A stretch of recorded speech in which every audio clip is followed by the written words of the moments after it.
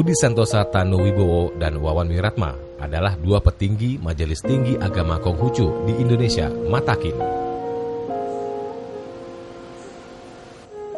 Budi yang kini menjabat anggota Dewan Presidium adalah Ketua Umum Matakin tahun 2002 hingga 2010. Sementara Wawan adalah penerusnya.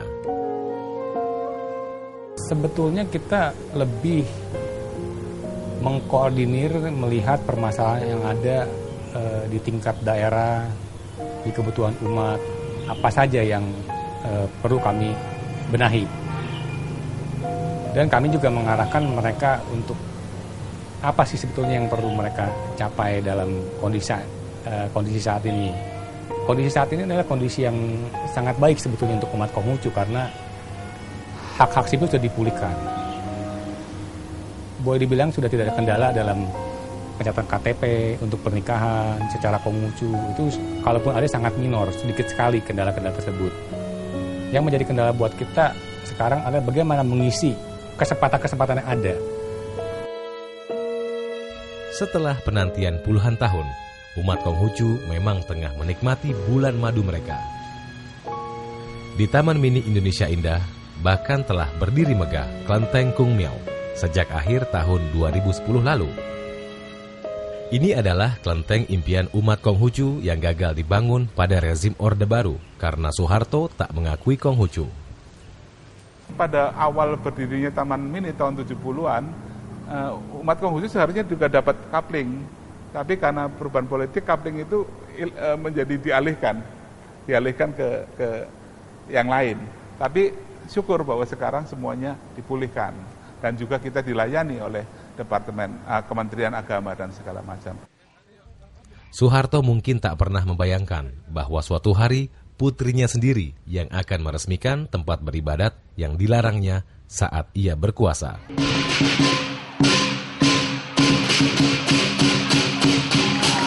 Kini umat Konghucu yang jumlahnya diperkirakan 4 juta orang bisa menikmati kebebasan beribadah.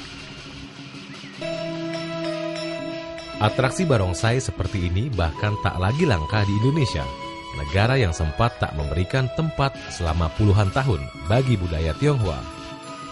Perayaan hari-hari besar seperti Imlek dan Cap Gomeh pun kini dirayakan meriah, tak hanya oleh umatnya, tapi juga keturunan Tionghoa yang menganggapnya sebuah tradisi.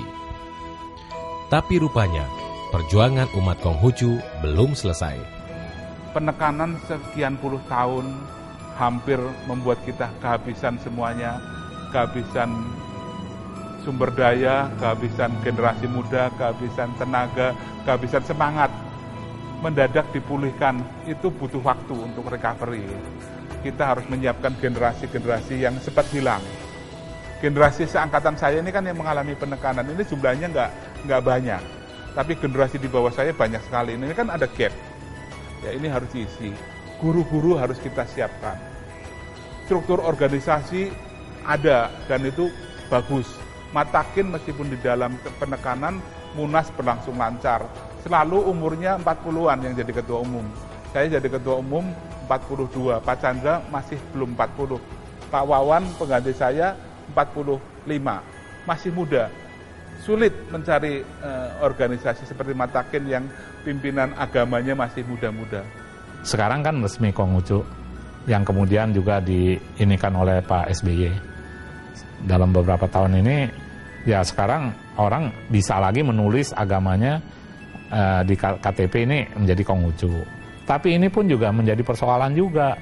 Karena banyak ternyata pengikut yang tadinya Konghucu yang bermigrasi mungkin sementara ke agama lain, berusaha kembali lagi ke agama Konghucu. Karena setelah sekarang agamanya menjadi resmi. Nah ini juga nimbulin persoalan juga ya, timbulkan ada gesekan-gesekan juga, walaupun tidak terlalu menonjol mungkin.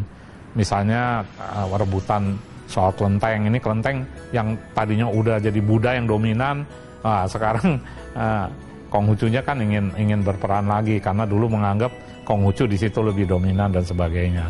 Jadi inilah kalau pemerintah ya banyak ikut campur soal keyakinan atau soal agama ngatur-ngatur, akhirnya jadi banyak timbulkan masalah gitu loh.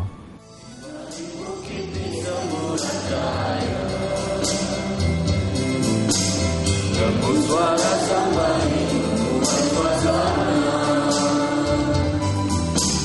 kan jadi